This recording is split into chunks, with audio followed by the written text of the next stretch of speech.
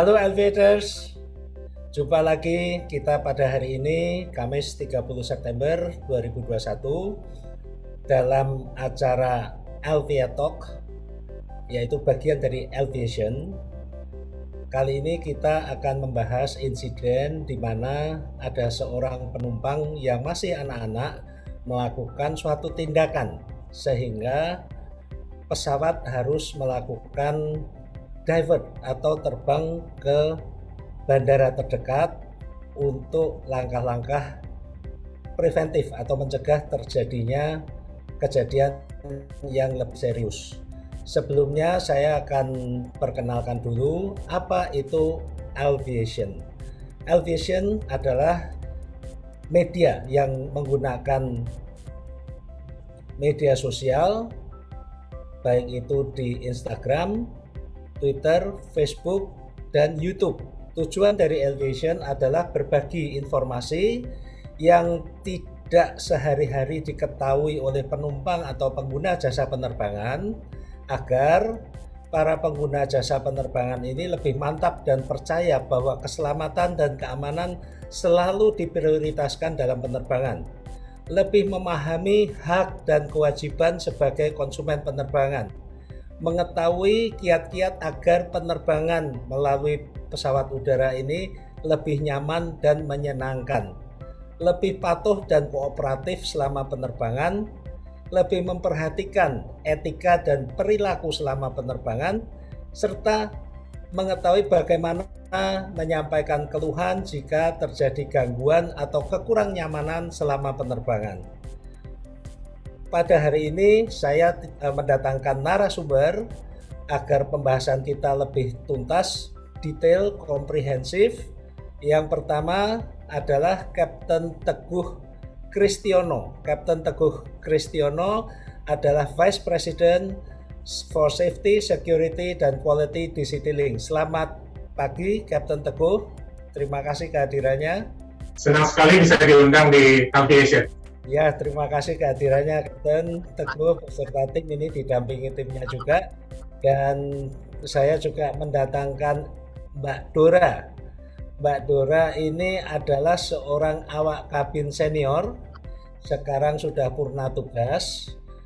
Beliau dulu bertugas antara lain juga melayani VVIP, very important persons, termasuk para pejabat-pejabat tinggi negara dan presiden juga, untuk berbagi pengalamannya menghadapi situasi di mana ada penumpang yang melakukan tindakan-tindakan yang semestinya tidak boleh dilakukan. Baik, saya akan langsung mulai bahwa pada pembahasan hari ini saya akan mulai dulu menyampaikan landasan hukumnya dulu, yaitu Undang-Undang Nomor 1 Tahun 2009 tentang penerbangan, di mana pada pasal 134 ayat 1 itu dicantumkan penyandang cacat lanjut usia, anak-anak di bawah usia 12 tahun, dan atau orang sakit berhak memperoleh pelayanan berupa perlakuan dan fasilitas khusus dari Badan Usaha Angkutan Udara Niaga. Jadi anak-anak di bawah 12 tahun ini termasuk yang berkebutuhan khusus dan mempunyai hak-hak pelayanan tersendiri. Bahkan kalau bawa bagasi, bagasinya juga ada bisa ditempelin, terutama kalau yang di bawah 12 tahun itu company minor ya. Kemudian saya juga akan masuk pada Peraturan Menteri Perhubungan Nomor 185 Tahun 2015. Di mana dicantumkan bahwa anak-anak berusia di bawah 6 tahun dalam melakukan penerbangan wajib didampingi oleh orang dewasa yang bertanggung jawab penuh. Jadi tidak bisa anak di bawah 6 tahun ini dititipkan kepada airline. Kalau di atas 6 tahun bisa. Ini harus didampingi oleh orang dewasa yang bertanggung jawab penuh. Jadi apapun yang dilakukan oleh anak-anak itu menjadi tanggung jawab orang dewasa yang mendampinginya. Baik, saya akan langsung masuki pembahasan kita, yaitu penerbangan Citylink QG944 pada hari Senin 27 September 2021 dijadwalkan berangkat jam 15.20, terbang tinggal landas jam 15.35 menggunakan pesawat Airbus A320 registrasi Papa Kilo Golf 5 Yankee PKLY. Dan saya juga akan tayangkan di sini bahwa peristiwa tersebut di mana seorang anak mencoba membuka cover dari jendela darurat itu terjadi pada menit ke-21 sejak pesawat itu tinggal landas.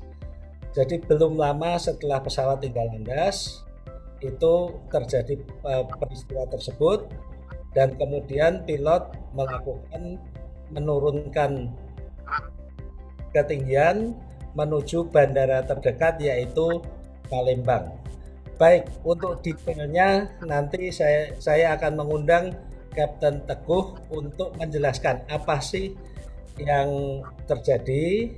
Untuk itu saya akan memulai dengan pertanyaan pada Kapten Teguh. Anak tersebut usianya berapa dan melakukan perjalanan udara itu dengan siapa saja? Apakah dengan bapak ibunya atau dengan siapa dan berapa orang? Demikian, Kap. Baik, terima kasih Pak Alfi. Sebelumnya saya lupa memperkenalkan yang sebelah kanan saya ada Ibu Dia dari VP Corporate Secretary, dan sebelah kiri. Mau Bu Dia memperkenalkan? Selamat pagi Pak Alvin dan teman-teman semua. Perkenalkan saya Dia, VP Corporate Secretary dan CSR di PT Citylink Indonesia. Selamat pagi. Silakan Bu Hani. Selamat pagi, saya dengan Hani Amalia, VP Marketing and Distribution Channel Citylink Indonesia, ditugaskan untuk mendampingi kita ya Bu hari ini, Bapak-Bapak. Dayang-dayangnya Kapten Teguh. Untuk Pak Alfi nanti kita jawab bareng-bareng aja, karena kalau saya mungkin dari sisi teknisnya, nanti dari sisi komersial dari Bu Hani, nanti dari masalah komunikasi dari Bu Hani. Untuk pertanyaan yang pertama tadi adalah anak itu betul berusia 7 tahun dan mereka berangkat bersama dengan kedua orang tuanya, Pak. Dengan dua orang tuanya, Pak, ya. Dengan bapak ibunya. Dengan bapak ibunya. Mereka bertiga itu dalam satu tiket atau tiket terpisah ya? Kalau dari kode book ini itu satu tiket, Pak, dengan sama kode book ini. Oke, jadi satu booking OTT ya. Kemudian mereka membeli tiket itu apakah lewat online travel agent atau lewat conventional travel agent atau melalui website Citylink? Mungkin Bu. Lewat online travel agent, Pak Alvin. Oh, lewat online travel agent. Nah ini oke, melalui online travel agent biasanya hanya berinteraksi klik-klik gitu aja ya. Klik, tapi dengan limitasi dan restriksi yang sudah kita tentukan sebagai airline. Jadi ada batasan untuk usia, semua itu teraplikasi dengan baik di website kita, aplikasi maupun seluruh travel agent yang bekerja sama sebagai mitra kami. Oh baik. Jadi mereka sudah tahu ini ya, apa hak kewajiban mereka juga ya. Kalau identifikasi dan secara sistem juga kalau juga Pak, jadi kalau misalnya kita anak-anak atau dewasa itu juga teridentifikasi pada saat pembelian tiket. Kemudian bagaimana mereka melakukan check-in online atau datang ke counter di Bandara Soekarno-Hatta? Jadi penumpang itu melakukan ini Pak, self check-in di area check-in counter Citylink. Jadi kan sebenarnya di bandara memang kita berfasilitasi self check-in yang untuk proses penumpang lebih cepat prosesnya. Jadi biasanya ada didampingi oleh petugas kita di sana untuk penumpang yang memang mungkin biasa melakukan self check-in, Pak. Jadi self check-in menggunakan mesin seperti ATM itu, Bang? Ya, Pak. Oke. Pada saat check-in itu kan mereka harus menunjukkan bukti validasi hasil tes dan sebagainya. yang kemudian hasil tes COVID ya, bahwa menyatakan yang bersangkutan layak terbang. Tapi ini karena check-in-nya menggunakan mesin ya, tidak dengan petugas di counter ya. Enggak Pak, jadi sebenarnya dalam perjalanan sebelum mereka melakukan proses itu kan ada verifikasi yang harus dilakukan oleh penumpang Pak di bandara. Jadi ada petugas Satgas ya yang akan memverifikasi kelengkapan dokumen penerbangan. Jadi di sana ada kelengkapan dokumen seperti tiket, kemudian KTP-nya, kemudian dokumen terkait dengan kelengkapan penumpang, Pak.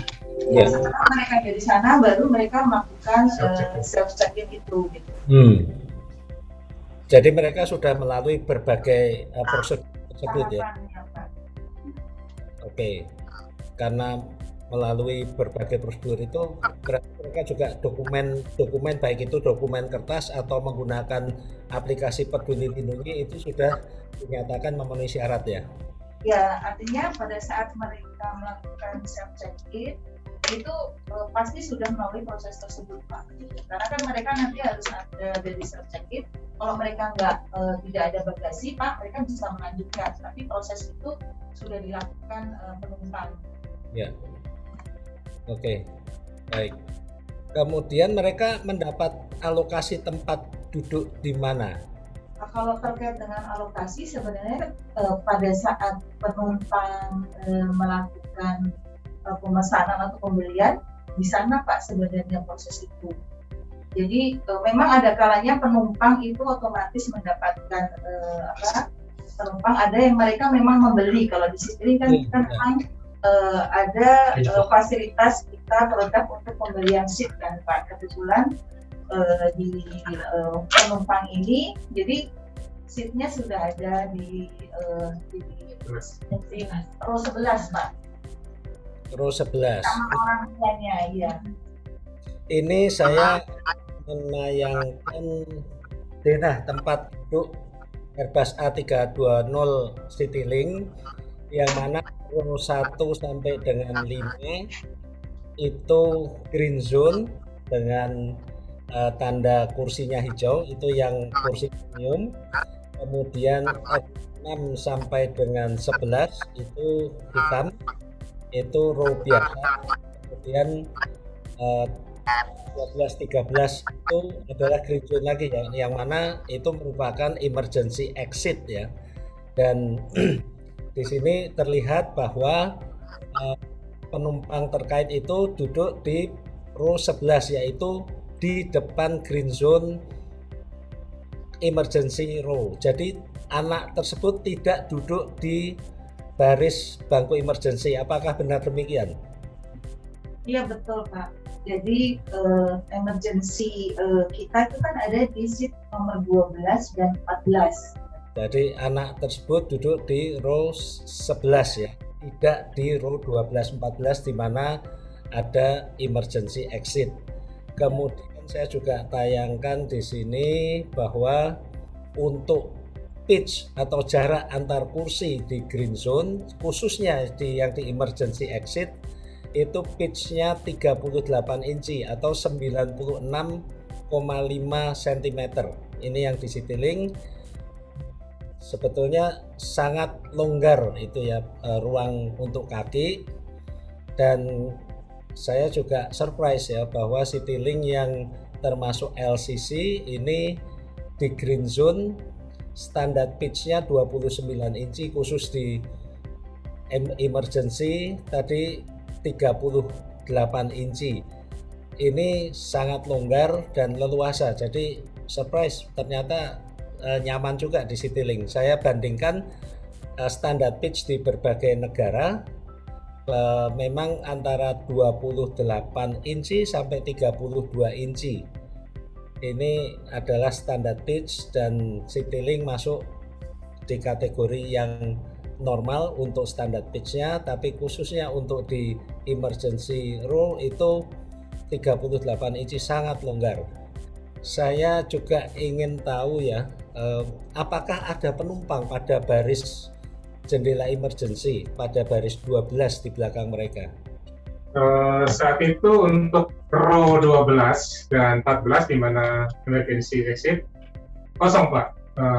Terus tapi itu merupakan saat boarding, pramugari melakukan reseating. Jadi setiap row di emergency itu ditaruh penumpang atau di reseating satu penumpang di tiap row emergency tersebut Pak. Sehingga kemudian dilakukan briefing seperti standar bagaimana kalau menghadapi situasi emergency dan dipertontonkan kalau belum jelas membaca kartu namanya safety emergency card Pak. Jadi sudah well brief, sudah dipindahkan di kursi-kursi yang harus memang harus ada orangnya tuh Pak supaya untuk sesuai dengan regulasi Pak. Ya. Dan saya pernah cukup beruntung, saya tidak membeli premium seat, tapi karena pada saat itu ada yang kosong di emergency exit, saya ditawari apakah bersedia untuk pindah dan bersedia untuk membantu evakuasi bila mana diperlukan itu. Betul. Lumayan juga, jadi kakinya agak longgar di sana. Dan berapa banyak penumpang dalam penerbangan tersebut? Saat itu penumpang total 124 Pak dengan rincian 121 dewasa, 3 anak-anak dan 1 infan Pak. Apakah selama penerbangan sebelum insiden anak tersebut menunjukkan perilaku yang tidak lazim, agresif atau tidak terkendali atau mungkin menangis tanpa berhenti atau bagaimana? Apakah ada tanda-tanda tersebut? Kalau menurut keterangan yang dari kapal flight attendant yang kita kumpulkan, penerbangan itu berjalan normal dan tidak terdapat tanda-tanda yang mencurigakan. Kan pramugari kita selalu melakukan namanya passenger profiling ya Pak ya, setiap boarding. Nah itu tidak ditemukan tanda-tanda yang mencurigakan Pak. Jadi cukup kondisi masih saat itu Pak. Ya, nah, karena Kapten Teguh tadi juga menyampaikan bahwa awak kabin melakukan passenger profiling, saya akan pindah dulu kepada Mbak Dora ini supaya lengkap ya. Mbak Dora yang sudah pengalaman puluhan tahun sebagai awak kabin, apa saja yang dilakukan awak kabin sebelum penerbangan? Dan jika ada anak dan bayi, tadi ada child dan infant ya, apa yang menjadi perhatian awak kabin? Silakan Mbak Dora. Baik Bapak, terima kasih. Mungkin sangat panjang ya Pak kalau dibilang start dari awal gitu ya. Jadi dari awal dari rumah pun begitu sudah pakai uniform, kita sudah firm bahwa kita ini perusahaan penerbangan. Di situ kita sudah harus melepas semua masalah pribadi menjadi insan perusahaan tersebut. Di mana dari peraturan itu sudah menempel dari ujung rambut sampai ujung kaki. Jadi di situ kita sebagai awak kabin, benar saya sangat setuju melakukan profiling penumpang karena itu awal dari permasalahan yang kita bisa cegah. Dan profiling ini salah satu screening terakhir dari perjalanan penumpang dari ground gitu ya.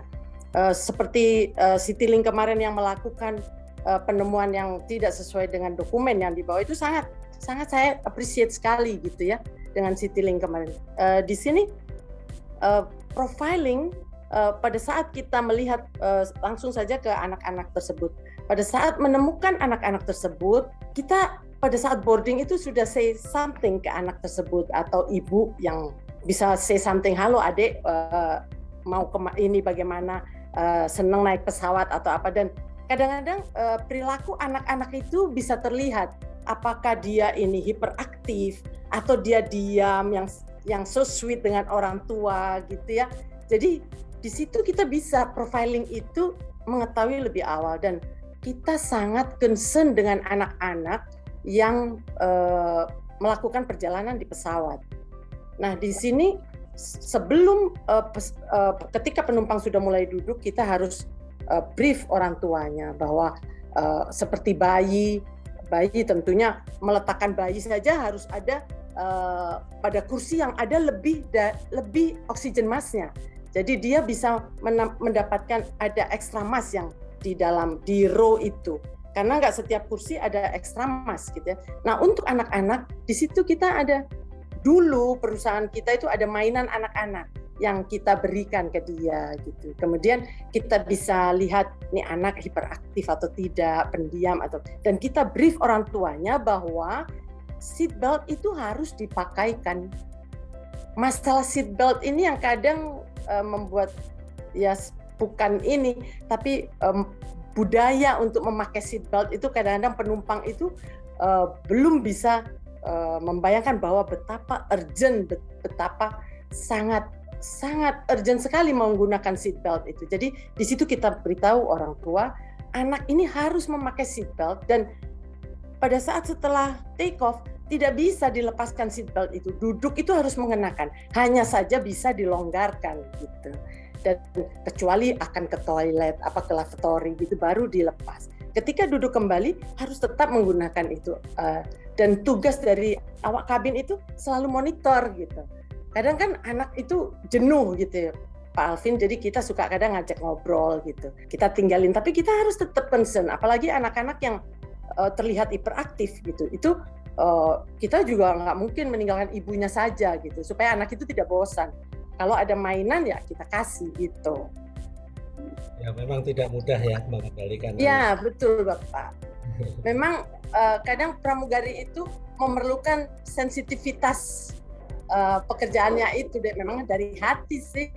Jadi apakah kita sensitif dengan penumpang-penumpang itu gitu, apalagi anak-anak, elderly, orang berkebutuhan khusus gitu kan. Itu memang harus Pak, sudah menjadi peraturan gitu. Ya, terima kasih Mbak Dora telah berbagi pengalaman bagaimana persiapan dan ketika ada penumpang yang terkategori anak-anak atau bayi ya.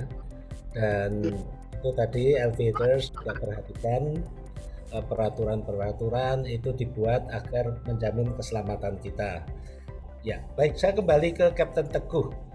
Mungkin Kapten dapat menceritakan bagaimana kronologinya sehingga awak kabin mengetahui bahwa anak tersebut melakukan tindakan membuka cover jendela darurat, sehingga kemudian terjadilah apa yang menjadi masalah saat ini. Silakan Kapten. Baik Pak, jadi anak-anak tersebut duduk persis di row 11, di mana emergensi darurat ada row 12. Jadi sepertinya saat itu bapak ibunya sedang tertidur atau apa, tidak mengawasi atau seperti apa itu anak. Jadi bukan dia keluar dari tempat duduknya pindah ke row 12 emergency exit tersebut, cuman dia hanya di tempat duduknya, cuman mungkin dia berdiri, dia membuka cover handle itu, jadi sehingga terlepas. Nah, kalau hal itu terlepas, maka ada lampu indikator yang menyala di situ. Begitupun di cockpit juga ada namanya T-cam juga menyala warning bahwa pintu darurat tidak tertutup secara baik lah gitulah kalau bahasa Indonesianya. Ya. Seperti itu Pak. Saat itu juga posisi pramugari sedang membelakangi, jadi saat itu terus dia mendapat text call dari penumpang yang 15. Oh. Jadi maaf yang 12 dan 14 saat itu juga tidak menyadari, mungkin tertidur juga Pak. Jadi yang mendapat laporan dari 15 saat itu pramugari langsung mendatangi dan mengembalikan tutupnya seperti sedia kala Pak. Baik Kap. Jadi ini justru alert dari penumpang Kap ya?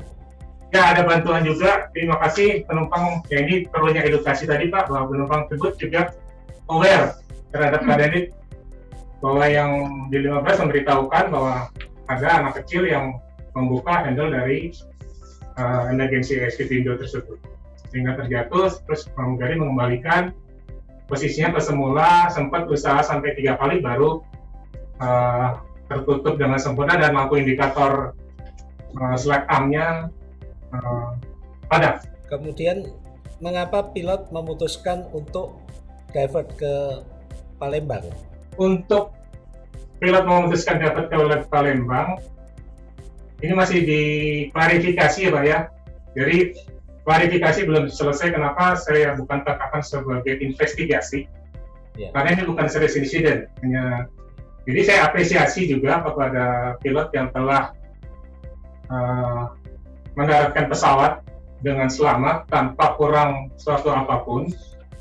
Mengenai decision beliau kenapa dia terbang, tentunya kapten tersebutlah yang mengetahui, dan kapten tersebut mempunyai kewenangan penuh untuk dia melakukan sebuah tindakan, Pak.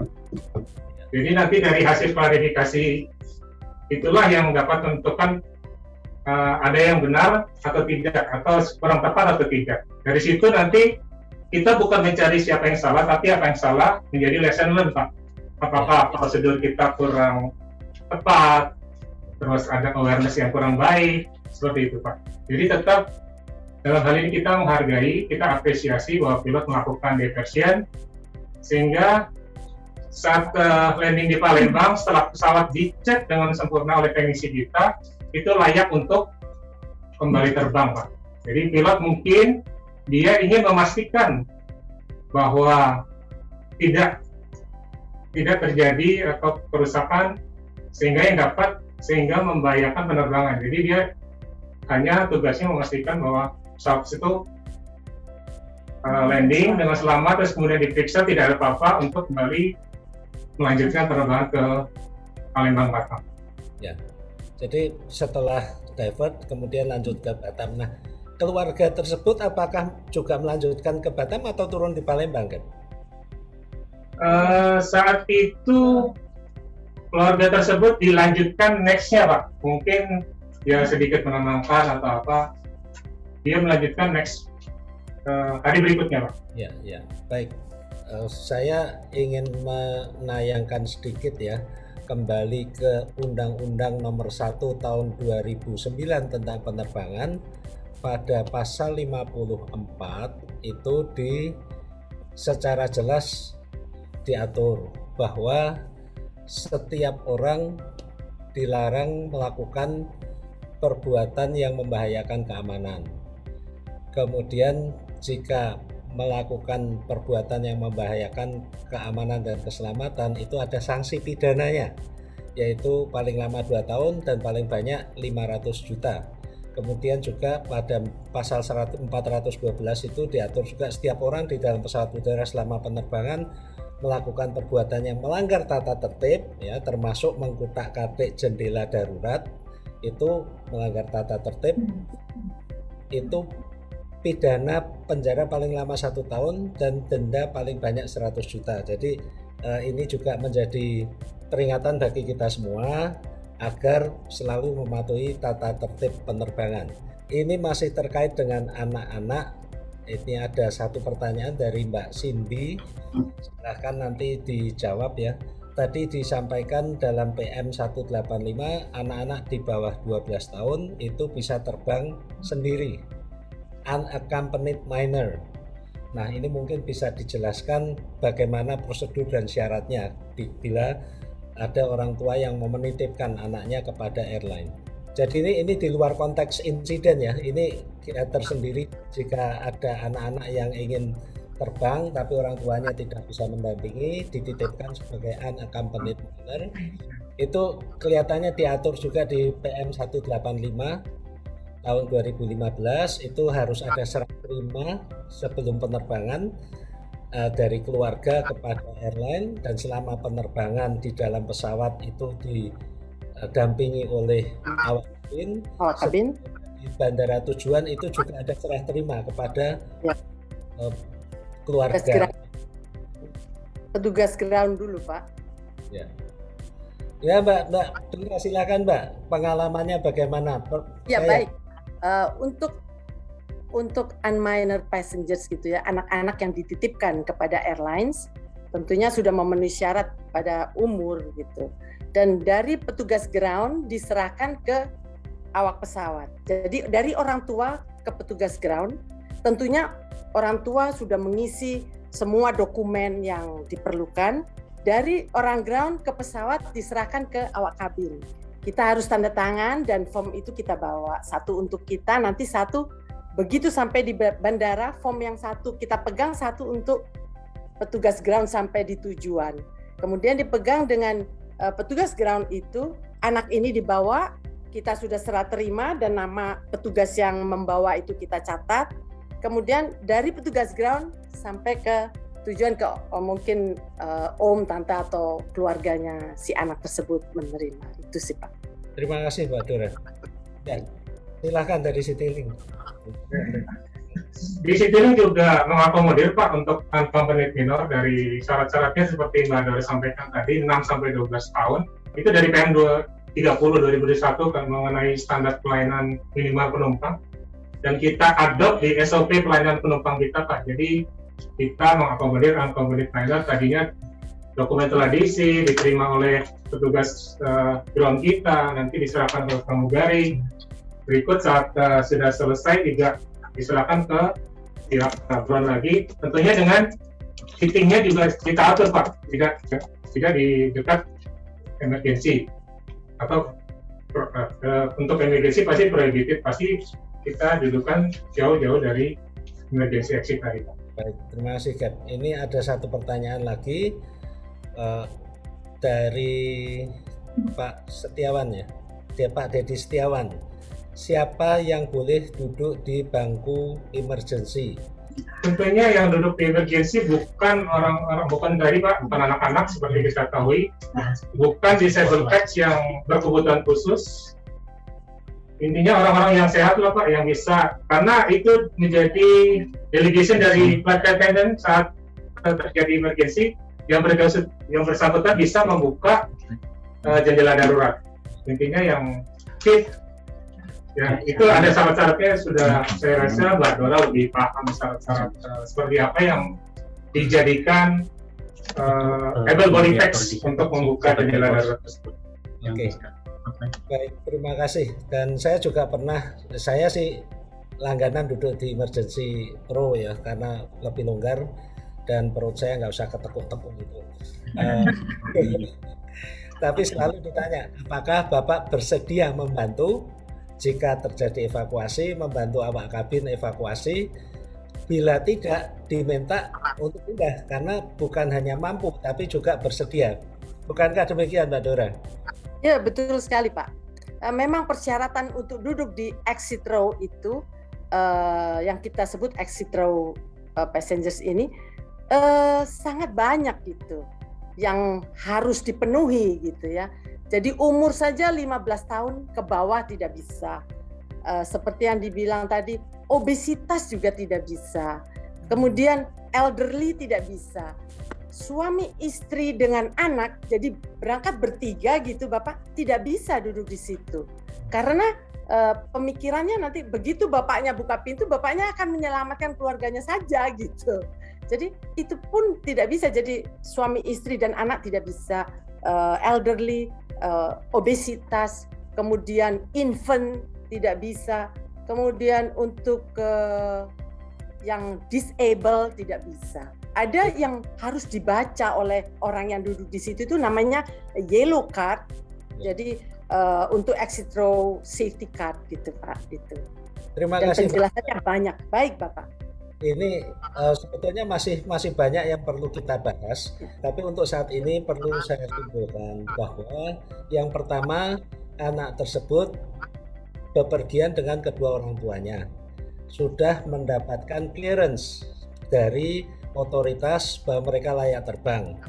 Mereka kemudian juga tidak duduk di bangku baris emergency, dan ketika terjadi insiden itu ada peran serta dari penumpang yang juga memberikan informasi kepada awak kabin. Jadi di sini kita jelas ya bahwa safety is everybody's business, menjadi tanggung jawab bersama, bukan hanya pilot yang di ruang kemudi, bukan hanya awak kabin, tapi penumpang pun perlu saling menjaga. Dan langkah pilot divert ke Palembang saat ini masih diinvestigasi. Saya berikan pada Citylink deh ya, closing statement mungkin Mbak Dora kalau memungkinkan, tapi kalau tidak memungkinkan 1 menit untuk Citylink. Terima kasih Pak. Pelajaran dari peristiwa ini adalah apresiasi terbaik yang kami sampaikan kepada seluruh kru yang bertugas, baik pilot, flight attendant, dalam menangani situasi ini, karena mereka bertindak karena keselamatan. Juga ini menjadi momentum yang baik bagi Citylink untuk melakukan pembenahan, Pak. Dari situ pasti banyak pelajaran yang kita ambil, pasti ada kekurangan-kekurangan yang kedepannya kita bisa perbaiki demi menjadi Citylink lebih baik, memberikan kontribusi kepada masyarakat yang lebih baik sehingga tetap aman dan nyaman terbang bersama Citylink, Pak. Terima kasih, Pak. Terima kasih, Kapten Teguh. Waktunya memungkinkan untuk Mbak Dora closing statement 1 menit. Saya di sini hanya ingin menyampaikan bahwa penumpang itu harus membiasakan jujur pada saat membeli tiket dengan keluhan apapun, mempunyai sakit apa, mempunyai dia membawa satu anak yang hiperaktif, harus diinformasikan gitu. Karena hamil pun kadang-kadang yang kita temukan dia hamil sudah katakanlah berapa bulan, dia menyatakan hanya sekian bulan gitu. Jadi supaya penumpang itu membiasakan jujur pada saat reporting untuk membeli pesawat. Itu saja sih, karena untuk keselamatan dirinya pribadi dan sekeliling. Terima kasih Mbak Dora. Baik Pak.